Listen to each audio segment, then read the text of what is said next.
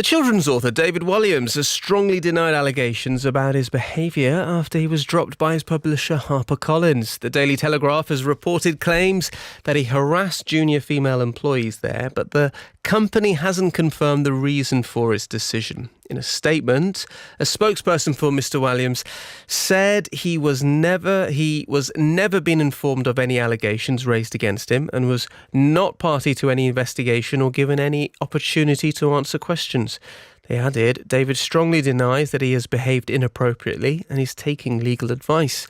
Well, HarperCollins says it takes employee well-being extremely seriously and has processes in place for reporting and investigating concerns. Let's speak to Martin Powell then, who's the founder of the PR agency Empika and an expert in crisis management who advises celebrities and businesses facing these sorts of situations. Evening, Martin. Good evening. Now, we're talking about David Walliams, but actually, I kind of want to focus on celebrities in general when this sort of situation comes about. Now, for David Walliams, one of the most successful children's authors, having sold more than 60 million copies worldwide in 55 languages, we are still unaware of the reasons for the publisher dropping Walliams. But this is a decision for someone with that context. It would not have been made lightly, would it?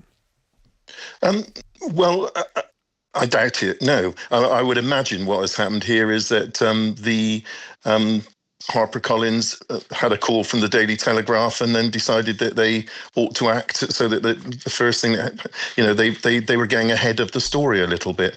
For celebrities, it's much more difficult than it is for businesses. Most businesses have a crisis plan, and sometimes have rehearsed them, and then sometimes have decided, what they've got a plan of action as to what to do when a negative story breaks, and they will have looked at where all the danger points were. So someone like HarperCollins would have a written plan where they say, well, what happens if one of our authors is involved in some kind of scandal? What do we do? David Walliams and celebrities don't tend to have crisis plans.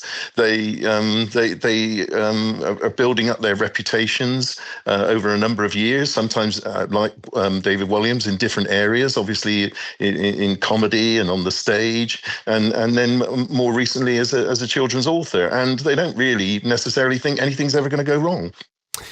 So what advice would you give then to any celebrity who does face allegations and possible damage to their career and is completely blindsided by something like this, apart from obviously hire you? Well, it's the ones who are most honest and positive that actually survive these things. The more defensive you are, the less likely you are to survive it. If you say no comment, that means guilty to the public if you just refuse to engage. So you do need to say things, and David Walliams has issued a statement giving, which you have just read out. Being honest and positive, it tends to be how you dealt with the crisis that is remembered, not what the crisis was. I mean, think about someone like, say, Jimmy Carr, who was involved in a completely different kind of thing, but to do with tax. He came out and talked very openly about it. He sort of admitted he'd made a mistake, and he's now, on our TV, every night, and his career has not seemingly been damaged by it. Well, and can David Walliams still continue a successful career as an author despite this dropping, the same way that, you've talked about Jimmy Carr coming back? Is that something that David Walliams and others would be able to do in this situation? Well, we don't know, do we? I suspect it's early days in this. There may be other things to come out. There may be other things that the Telegraph are going to talk about, and other newspapers will start digging. We don't know the extent of the story. At the moment, it seems to be inappropriate behaviour. And if he handles the crisis well, then yes, he can. Of course, where his biggest danger is online. And David Walliams famously did a sketch where standing at a gate when he was in Little Britain, really spoofing politicians dealing with the media when they've been involved in some scandal. And it was a regular thing on Little Britain. And that's a very popular meme on the internet. And of course, it's now coming back to bite him, really. It's quite tough, isn't it? In the sense that it was something that you just mentioned there. It's not necessarily just the crime, but also the way that you're perceived. How important is body language and actually being liked by the public and those in the spotlight? Or does that all get thrown out the window if there is an issue like this that the celebs might have? It depends on the extent of the of the scandal that you get embroiled in. Why is this a story? Why are celebrities who fall from grace a story? Well, it's a classic tragedy, isn't it? It's like a Shakespeare tragedy. It's always been a good story where a great person who people have looked up to, people admire, people who've got followers, do something wrong and fall from grace. That's a classic story that newspapers will follow, broadcasters will follow, and the public love to hear about. And that's David Walliams has had the benefit, as do a lot of celebrities, of being feted, lauded, winning awards, usually rewarded quite well financially, and certainly fame and fortune. And then it's a big fall if you do something which sort of leads to a fall from grace. Yeah, we should say as well that we don't actually know the contents of these allegations, and we haven't had anything confirmed. We've just had this report by the Telegraph, so we can't, as you've said there, can't really speculate too much further.